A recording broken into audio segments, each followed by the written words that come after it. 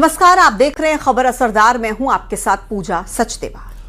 और खबर असरदार में बात सबसे पहले बांग्लादेश में मचे बवाल की। बांग्लादेश में हिंदुओं के साथ हो रही बर्बरता ने पूरी दुनिया को झकझोर कर रख दिया है। हालात यह है कि यूनाइटेड नेशंस वहां के मोहम्मद यूनुस प्रशासन को फटकार लगा रहा है। ब्रिटेन की संसद में प्रस्ताव लाया जा रहा है, लेकिन लगता है कि हमारे देश में विपक्ष ने हिंदुओं के जख्मों पर नमक छिड़कने की सुपारी ले ली है। कांग्रेस पार्टी के बड़े नेता हिंदुओं पर हो रहे अत्याचार को अलग ही रुख दे रहे हैं।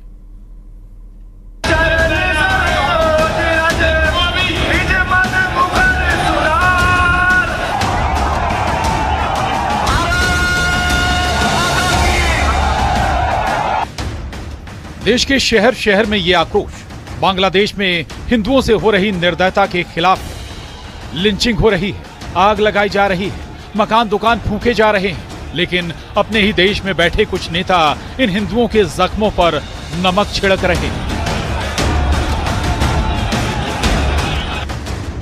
बांग्लादेश में हिंदुओं को जिंदा जलाने वाली नरभक्षी आदमखोर जमात के खिलाफ आज जब 140 करोड़ भारतीय एकजुट हैं, दिल्ली से लेकर भोपाल तक बांग्लादेशी कट्टरपंथियों के खिलाफ प्रदर्शन हो रहे हैं। लोग सड़कों पर, हिंदूवादी संगठन वीएचपी हर कोई इस कट्टरपंथी ताकतों के खिलाफ सड़कों पर आया और बांग्लादेश के कट्टर कसाईयों को सबक सिखाने की मांग कर रहा है। एक तरफ बांग्लादेश में हिंदुओं पर हो रहे अत्याचार को लेकर देश भर में प्रदर्शन हो रहा है, तो राहुल गांधी के राजनीतिक गुरु कहे जाने वाले दिग्विजय सिंह इसे एक्शन का रिएक्शन बता रहे हैं। जो हालात हमारे देश में है, यहाँ वही धर्मांध फैलाने वाले कट्टरपंथी ताकतें जो हैं, जिस प्रकार से अल्पसंख्यक समुदाय के खिलाफ जो कार्रवाई कर रहे हैं, वही रिएक्शन वहाँ पर उस प्रकार का हो रहा है। वहाँ पर हिंदुओं पर जुल्म हो रहा है, मंदिरों को तोड़ने की बात हो रही है, भारत के अंदर मस्जिदों पर हमला हो रहा है, घरों पर मुसलमानों के बुलडोजर चलाया जा रहा है। यहाँ भी कट्टरपंथी एक समुदाय के खिलाफ काम कर रहे हैं, सरकार काम कर रही है। बांग्लादेश के अंदर भी यही हो रहा है। ममता बनर्जी की टीएमसी का हाल देख लीजिए। इस पार्टी के बड़े नेता और सांसद शत्रुघ्न सिन्हा कह रहे हैं कि ये मामला दूसरे मुल्क का है।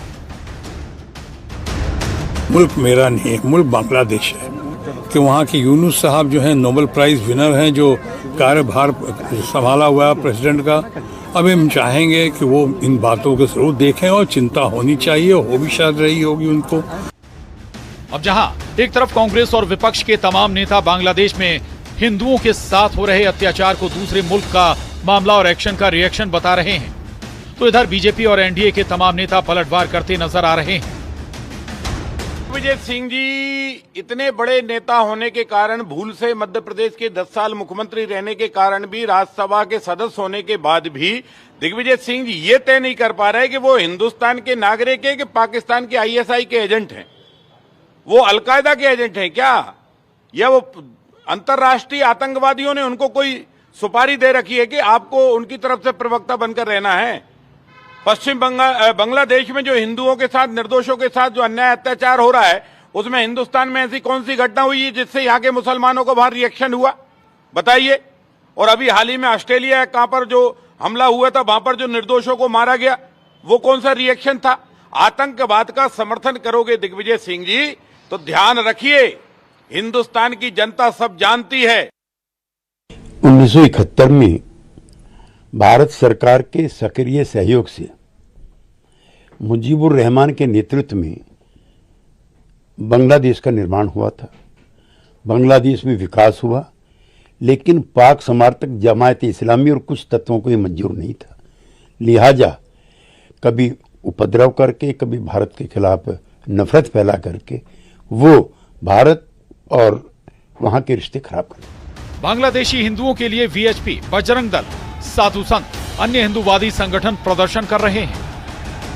आम लोग प्रदर्शन कर रहे हैं, लेकिन खुद को सेक्युलर कहने वाली कांग्रेस से लेकर Samajwadi party, RJD, TMC, national conference, AIMIM समेत विपक्ष की कोई भी पार्टी हिंदुओं के समर्थन में प्रदर्शन के लिए नहीं उतरी। जिसके बाद सवाल यही कि क्या विपक्ष वोट बैंक के लिए हिंदुओं के साथ खड़ा होने से बच रहा है। Bureau report, news 18। जर्मनी यात्रा पर गए राहुल गांधी ने एक बार फिर देश की चुनावी प्रक्रिया और चुनावी व्यवस्था पर सवाल खड़े किए और संस्थानिक ढांचे पर पूरी तरह से बीजेपी के कब्जे का भी आरोप लगाया, जिसके बाद जमकर सियासत हो रही है।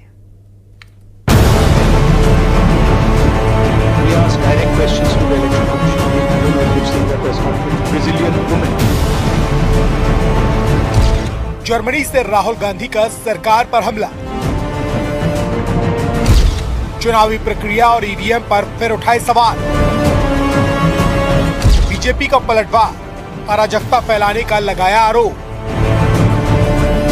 नेता प्रतिपक्ष राहुल गांधी ने एक बार फिर विदेशी धरती से भारत की चुनावी प्रक्रिया और लोकतांत्रिक संस्थाओं पर सवाल खड़े कर दिए हैं। जर्मनी के दौरे पर गए राहुल गांधी ने बर्लिन के एक कॉलेज में आयोजित कार्यक्रम को संबोधित करते हुए कहा कि भारत में लोकतंत्र पर हमला हो रहा है और देश की चुनावी व्यवस्था में गंभीर गड़बड़ियां हैं। उन्होंने ईवीएम की विश्वसनीयता पर भी सवाल उठाए। उन्होंने उस ब्राजीलियन मॉडल का भी जिक्र किया जिसकी फोटो हरियाणा के वोटर लिस्ट में 22 बार पाई गई थी। Full scale assault taking place on the institutional framework of our country. We asked direct questions to the election commission. I mean, I don't know if you've seen that press conference. Brazilian woman is voting in Haryana. I mean, is on the voting list 22 times in Haryana. One woman is voting 200 times in one polling booth. And when we are asking these questions to the election commission, we're not getting a response. So that's one aspect of it, that we fundamentally believe that there is a problem with the electoral machinery in India. Second thing is that there is a wholesale capture of our institutional framework. When you look at our intelligence agencies, you look at the CBI, you look at the ED, they've been weaponized. Look at the number of cases that the ED and the CBI have against BJP people.